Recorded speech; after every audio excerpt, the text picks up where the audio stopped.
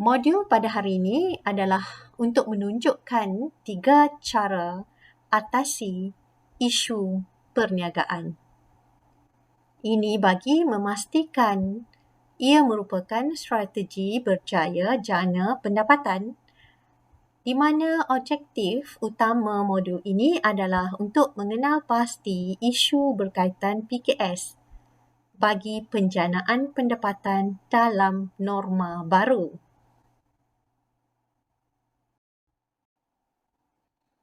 Anda merupakan perusahaan kecil dan sederhana, PKS, ataupun dalam bahasa Inggeris disebut SME, Small Medium Enterprise.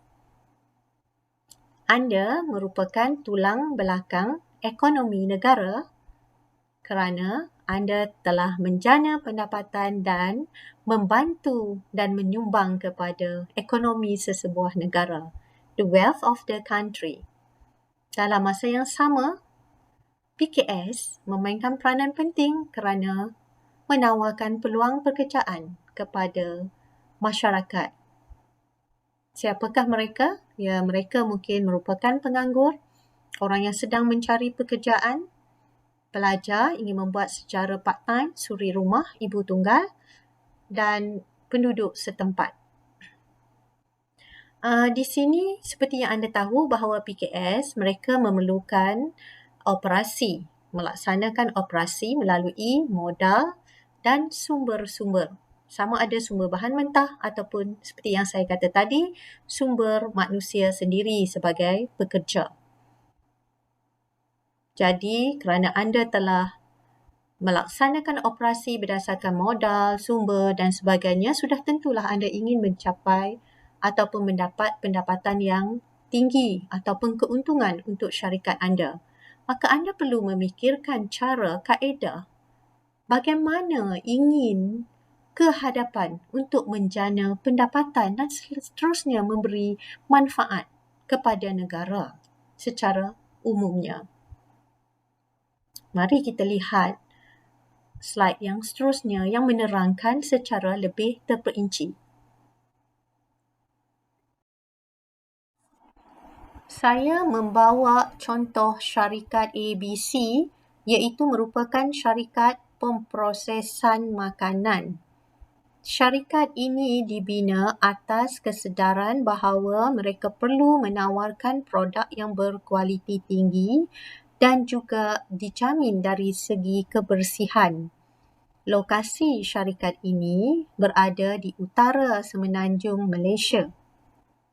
Jenis perniagaan adalah merupakan orientasi keluarga ataupun family business. Dan pekerja-pekerja kebanyakannya merupakan penduduk setempat di lokasi syarikat tersebut. Fokus pemasaran adalah di bahagian utara semenanjung Malaysia kepada setiap rumah di kawasan tersebut. Dan kaedah yang dilaksanakan pada masa sekarang masih lagi secara luar talian ataupun secara fizikal. Dan difahamkan bahawa berdasarkan kepada keperluan masa kini, norma baru, syarikat ini ingin bergerak kepada tahap yang seterusnya, tetapi mereka belum berkemampuan dari segi kepakaran. Maka kami di sini adalah bertujuan untuk membantu. Syarikat ini pada masa sekarang mereka mempunyai pensijilan halal daripada JAKIM dan Mesti, di mana ini merupakan pensijilan yang utama yang boleh meningkatkan lagi perniagaan mereka dan juga pemasaran dan operasi syarikat tersebut. Pada masa hadapan, mereka berhasrat untuk mendapat Good Manufacturing Practice ataupun GMP. Operasi yang dilaksanakan pada masa kini adalah daripada pukul 8.30 pagi hingga 5.30 petang. Dan produk yang ditawarkan ataupun dikeluarkan adalah rempah ratus dan serbuk koko. Untung yang dianggarkan setiap tahun lebih kurang ringgit Malaysia 400,000. Anugerah lain yang diperolehi untuk menjamin reputasi mereka adalah anugerah usahawan belia tani, anugerah kualiti, dan pada masa hadapan tidak mustahil mereka diberi anugerah inovasi dan anugerah-anugerah lain yang berkaitan dengan digital business e-commerce. Ini merupakan 3 cara atasi isu-isu syarikat. Seperti yang kita war-warkan awal tadi, di mana kita ingin menunjukkan 3 cara atasi isu syarikat dengan memberi satu contoh sebenar. Di mana isu yang pertama yang saya hendak highlight di sini adalah isu berkaitan dengan pengurusan. Isu berkaitan dengan pengurusan adalah isu asas di mana sesebuah pengurusan bagi sesebuah syarikat perlu mempunyai ciri-ciri keusahawanan.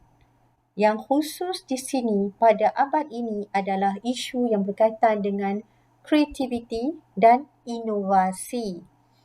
Seterusnya, gaya pengurusan. Gaya pengurusan yang diperlukan di sini adalah pengurusan the sense of belonging.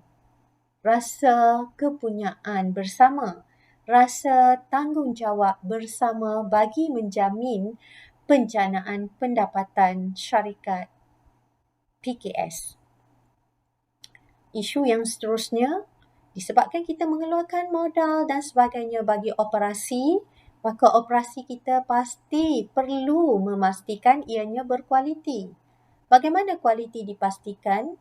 Kualiti dipastikan dari segi konsistensi, kerana kita nak memastikan bahawa pelanggan kita tidak lari, kerana banyak syarikat sebenarnya tidak mempunyai konsistensi dari segi kualiti. Maka syarikat perlu membuat jaminan kualiti dan juga kepastian kualiti. Kalau sekiranya syarikat ini contohnya mempunyai sijil halal, maka ia tidaklah sukar bagi mereka untuk menjamin kualiti produk mereka. Seterusnya, mesin dan peralatan dari segi penyelenggaraan. Memang kalau kita lihat PKS ini agak sukar untuk mendapat mesin-mesin yang up to date ataupun yang terbaru, terkini. Tetapi mesin yang ada, mesin yang asas, hendaklah dipastikan penyelenggaraan supaya mesin ini dapat mengeluarkan dalam kapasiti yang bagus. Dan sekiranya ada modal lebih, memang bagus sekiranya mereka bekerjasama dengan agensi-agensi untuk memperolehi mesin-mesin yang terbaru. Bagaimana pula isu seterusnya? Cara seterusnya. Cara seterusnya adalah cara pemasaran. Ini merupakan perkara pokok pada masa sekarang. Sekiranya kita menghasilkan produk yang banyak, produk yang boleh mencapai kapasiti yang maksimum, tetapi sekiranya kita tidak boleh pasar, maka kita tidak dapat menjana pendapatan yang tinggi. Maka di sini pada norma baru ini perlulah sesuatu perniagaan digital untuk dimanfaatkan, termasuklah pengiklanan yang boleh dilakukan secara digital. Ini kita ada modul yang berkaitan yang akan disampaikan oleh saudara MF kita sendiri berkaitan dengan isu-isu ataupun bagaimana cara melaksanakan perniagaan digital dan periklanan digital. Syarikat apakah anda? Adakah anda merupakan syarikat makanan atau pakaian atau servis penghantaran atau pencetakan atau lain-lain? Maka anda perlu memikirkan kaedah baru ataupun norma baru untuk anda memasarkan produk anda. Jadi, anda perlulah memikirkan langkah seterusnya